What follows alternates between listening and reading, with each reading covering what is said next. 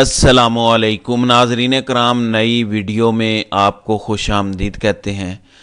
اپنے ملک میں جمہوریت اور دوسرے ملکوں میں آمریت کا دائی ایک ملک ہے جس کا نام ہے امریکہ۔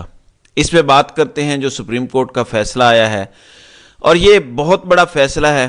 قاضی فائز عیسیٰ کے منہ پر زناٹے دار تھپڑ ہے۔ آپ کہیں گے امریکی کورٹ کے فیصلے کا قاضی سے کیا تعلق ہے؟ بہت گہرا تعلق ہے، اس پر بات کرتے ہیں۔ لیکن تحریک انصاف سے الیکشن کمیشن نے مخصوص نشستیں چھین لی ہیں۔ یہ کوئی حیران کن فیصلہ نہیں ہے، یہ پہلے سے طے ہے، لندن پلان کا حصہ ہے کہ پی ڈی ایم جماعتوں کو 2/3 اکثریت دینی ہے۔ 2 سے 3 ایکسٹینشنز ہیں جو پاکستان کی جڑوں میں بیٹھ چکی ہیں۔ ایک ایسا ٹرائکا بنا دیا گیا ہے، دا ٹرائکا آف دا ایول۔ ایک دوسرے کے ساتھ جینے مرنے کی یہ قسمیں کھا چکے ہیں۔ اس میں 2/3 اکثریت صرف ایک بندے کو چاہیے تاکہ یہ ٹرائکا چلتا رہے اور ظلم و جبر کا نظام ایسے ہی چلے۔ اور اس ٹرائکے کا اہم ترین بندہ جس کے لیے 2/3 اکثریت چاہیے وہ ہے قاضی۔ میں آپ کو یہ بتا چکا ہوں کہ 2/3 اکثریت حاصل کر کے سینٹ میں بھی تحریک انصاف کو کم سے کم نمائندگی دلوا کے، تاکہ 2/3 اکثریت اتحادی جماعتوں کی وہاں پر ہو اور قاضی القضاء کی نوکری کی مدت بڑھا دی جائے آئینی ترمیم کر کے۔ اور اس طرح یہ حکومت جتنا بھی عرصہ رہتی ہے، 3 سال رہتی ہے، اتنی مدت بڑھا دی جائے۔ سال ابھی گزر جائے گا تقریباً، پھر 3 سال بڑھا دی جائے تو 3.25 سال تک ایک حکومت کی مدت پوری سمجھی جاتی ہے۔ پاکستان میں اتنی ہی حکومت چلتی ہے۔ تو یہ ان کا منصوبہ ہے۔ فیصلہ کیا آیا ہے تحریک انصاف کے خلاف؟ الیکشن کمیشن کے خلاف 2019 کے ایک فیصلے کا تحریک انصاف سہارا لے رہی تھی۔ الیکشن کمیشن کے فیصلے میں لکھا ہے کہ تحریک انصاف نے اس فیصلے کا حوالہ ضرور دیا، لیکن تحریک انصاف وہ فیصلہ پیش نہیں کر سکی، کوئی کاغذ پیش نہیں کر سکی۔ امیجن کریں ذرا، الیکشن کمیشن کا اپنا فیصلہ ہے، لیکن وہ کہہ رہے ہیں کہ تحریک انصاف اس کا حوالہ پیش کرے۔ آپ کا اپنا فیصلہ ہے تو آپ نکال کے دیکھو اور اس کے مطابق فیصلہ کرو۔ اور وہ فیصلہ یہ تھا کہ جب ایک جماعت نے پہلے سے لسٹ نہیں دی ہوئی مخصوص نشستوں کے لیے یا خواتین کے لیے، جب وہ بعد میں جیتے سیٹیں 3 تو ان کو مخصوص نشست الاٹ کر دی گئی۔ بعد میں تحریک انصاف کو یہی کہا جا رہا ہے کہ بعد میں نشستیں نہیں دے سکتے، اس کی آئین اور قانون میں اجازت نہیں ہے۔ الیکشن سے پہلے آپ کو مخصوص نشستیں اپلائی کرنی پڑتی ہیں، لیکن وہاں پہ یہ کر چکے ہیں 2019 میں۔ لیکن فیصلے میں لکھا ہوا ہے تحریک انصاف اپنے دعوے کی سپورٹ میں کوئی پیپر نہیں دے سکی۔ اگر تحریک انصاف نے نہیں دیا تو یہ ان کے وکلاء کی غلطی ہے، ان کی خامی ہے، کیونکہ یہی چیز سپریم کورٹ میں بھی آئی تھی جب بلے کے نشان کا فیصلہ ہوا تھا کہ اکبر ایس بابر کو جو نکالا گیا ہے اس کا دستاویزی ثبوت کوئی نہیں ہے۔ یہی سپریم کورٹ نے کہا، اور انہوں نے کوئی بھی کاغذ پیش نہیں کیا۔ ہمیشہ ایک فائل یا ایک سکرین شاٹ ڈال دیتے ہیں سوشل میڈیا پر کہ دیکھیں اکبر ایس بابر کو تو نکال دیا گیا تھا 2011 میں، لیکن وہ عدالت میں پیش کرنا تھا پوری کارروائی جو ہونی تھی آئین کے مطابق۔ جو پی ٹی آئی کا تھا وہ ساری بتانی تھی کہ کیسے ایک ممبر کو نکالا گیا اور سارا کچھ جو ہونا تھا، لیکن نہیں دکھایا گیا۔ اگر تو ای سی پی نے جو لکھا ہے وہ فیصلے کی بنیاد ہے تو پھر تو یہ ہائی کورٹ سے اوور ٹرن ہونا چاہیے یا سپریم کورٹ سے، کیونکہ وہاں پہ یہ پیپر دکھایا جا سکتا ہے کہ دیکھیں ای سی پی نے یہ لکھا ہوا ہے، یہ پیپر ہے جو ان کا اپنا فیصلہ ہے، تو انہوں نے اپنے فیصلے کی خلاف ورزی کی ہے، یہ اوور ٹرن ہونا چاہیے۔ لیکن منصوبہ سازوں نے کیونکہ فیصلہ کیا ہوا ہے اور لندن پلان میں 2/3 اکثریت دینی تھی اتحادی جماعتوں کو، تو وہ کرنے کے لیے ضروری ہے کہ مخصوص نشستیں تحریک انصاف سے چھین کے وہاں دی جائیں۔ اگر تحریک انصاف کو ساری مخصوص نشستیں مل جاتی ہیں تو پھر ان کے پاس 2/3 اکثریت نہیں رہتی۔ بس یہی فرق ہے، یہی سارا ڈیفرنس ہے، اور اسی وجہ سے یہ گیم ڈالی گئی ہے۔ ظاہر ہے صدارتی انتخابات میں بھی یہ نہیں چاہتے کہ کوئی ٹف ٹائم ہو، یہ نہیں چاہتے کہ سینٹ کے الیکشن جو مارچ میں ہی ہونے ہیں اس میں بھی تحریک انصاف اپنے زیادہ سینیٹرز الیکٹ کروا سکے۔ خیبر پختونخوا اسمبلی میں مخصوص نشستیں 30 بن رہی ہیں۔ جو جماعتیں ٹوٹل 15 سے 17 سیٹیں جیتی ہیں ان کو 30 مخصوص نشستیں دینے جا رہے ہیں خیبر پختونخوا میں، تاکہ وہاں بھی تحریک انصاف کی 2/3 اکثریت نہ رہے۔ تو اس طرح گیم ڈالی جا رہی ہے، ہر طرح سے گھیرا ڈالا جا رہا ہے اس نظام کو مکمل کیپچر کرنے کے لیے۔ ناظرین اکرام، امریکی سپریم کورٹ ایسے وقت میں فیصلہ دیتی ہے جب ڈونلڈ ٹرمپ آن ریکارڈ موجود ہے، اور یہ بڑا امپورٹنٹ ہے سمجھنا آپ کے لیے کہ کتنا فرق ہے پاکستان اور امریکہ میں۔ ڈونلڈ ٹرمپ نے بولا تھا کہ آئی ول اوبلیٹریٹ دا ڈیپ اسٹیٹ، یعنی صفحہ ہستی سے مٹا دوں گا، ان کو فنا کر دوں گا جو ڈیپ اسٹیٹ ہے یعنی اسٹیبلشمنٹ کو۔ آپ مجھے ایک بات بتائیں، پاکستان کی ڈیپ اسٹیٹ زیادہ طاقتور ہوگی یا امریکی ڈیپ اسٹیٹ جس کے پاس زیادہ پیسہ، زیادہ خفیہ فنڈز وغیرہ ہیں؟ آڈیو ویڈیوز کا خزانہ کس کے پاس زیادہ ہوگا؟ آپ مجھے بتائیں۔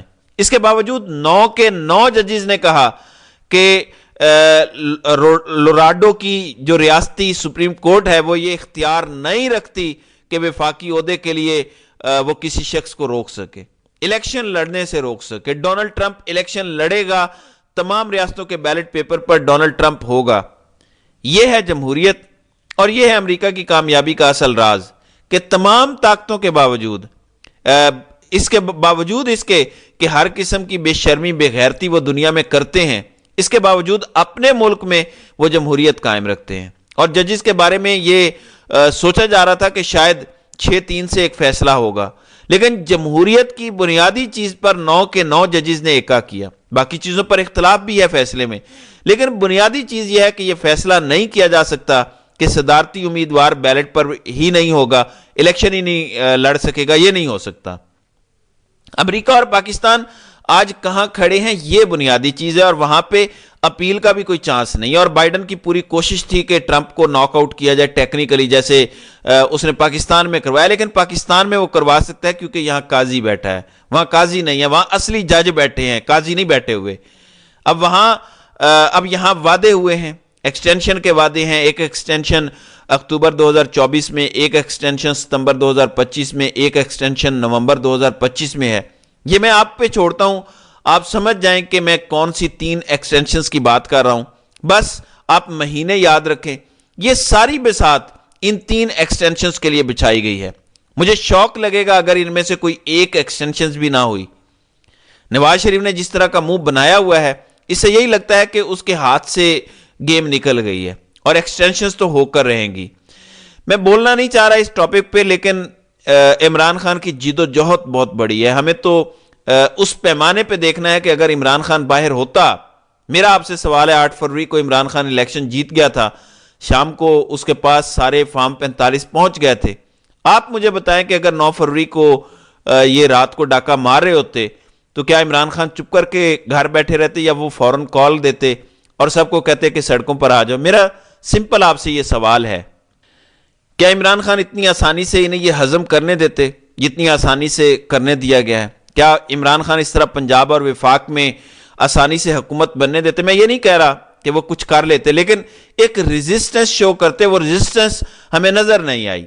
اس ٹائم پوری قوم کا فوکس ہونا چاہیے کہ ہم نے اپنا ڈاکہ زدہ مینڈیٹ واپس حاصل کرنا ہے۔ میں کوئی بھی قسم کھانے کو تیار ہوں کہ اگر ملک ایسے چلا جیسے ابھی چلایا جا رہا ہے، اس ملک کا کوئی مستقبل نہیں ہے۔ یہ ملک تباہی کے دہانے پر کھڑا ہے، اور اللہ کا قانون اور اللہ کے قانون جو ہوتے ہیں وہ بدلتے نہیں ہیں۔ جو قومیں تباہی کا رستہ چن لیتی ہیں، اللہ انہیں تباہ کر دیتا ہے۔ پاکستان میں اس وقت تباہی کا رستہ چن لیا گیا ہے، قوم نے نہیں چنا، لیکن وہ اقلیت جو اس ملک پر چھائی ہوئی ہے، ان کے خلاف ریزسٹنس نہ کرنے والے بھی گناہ میں برابر کے شریک ہیں۔ ایک وقت ایسا آ جاتا ہے کہ ریزسٹنس نہ کرنے والے بھی گناہ گار تصور ہوتے ہیں۔ یہ وہ وقت ہے پاکستان میں۔ جو بھی اس ٹائم کمپرومائز کی بات کرے گا، میٹھے بول بولنے کی کوشش کرے گا، گڈی گڈی کھیلنے کی کوشش کرے گا، وہ ملک سے بھی غداری کر رہا ہے، قوم سے بھی غداری کر رہا ہے، عمران خان سے بھی غداری کر رہا ہے۔ آپ جتنے جھکتے جائیں گے وہ آپ کو اتنا ٹھوکتے چلے جائیں گے۔ کیا اب آپ کو آپ کی مخصوص نشستیں واپس مل جائیں گی؟ کیا آپ کا چوری زدہ مینڈیٹ واپس مل جائے گا؟ کیا ساری قیدی خواتین رہا کر دی جائیں گی؟ کیا عمران خان رہا کر دیا جائے گا؟ میں ان لوگوں کو جو دنیاوی خداؤں کے سامنے جھکتے ہیں صرف اتنا کہوں گا کہ عزت نفس بھی کوئی چیز ہوتی ہے۔ آخر یہ کیا چل رہا ہے؟ جنہوں نے سلمان اکرم راجہ جیسے ذہن کو باہر رکھنے کے لیے اون چودھری جیسی غلاظت کو فارم 47 کے ذریعے اسمبلی پہنچایا ہے، کیا وہ پاکستان کے خیر خواہ ہو سکتے ہیں؟ وہ پاکستان کا بھلا چاہ سکتے ہیں؟ جنہوں نے مریم نواز کو پنجاب جیسا اہم صوبہ دے دیا، جنہوں نے شہباز شریف کو دوبارہ مسلط کر دیا، کیا وہ پاکستان کے خیر خواہ ہو سکتے ہیں؟ یہ ملک دشمنی ہے جو کی گئی ہے 9 فروری کو۔ 9 فروری کو جو کچھ ہوا ہے، اس سے بڑی غداری 76 سالوں میں پاکستان کے ساتھ نہیں ہوئی۔ پوری قوم کو ڈی مورلائز کر دیا ہے۔ 80 سے 90% لوگوں نے عمران خان کو ووٹ ڈالا، ان سب کو ڈی مورلائز کیا گیا۔ سلمان اکرم راجہ کی بات سن کے بڑا دل دکھی ہوا۔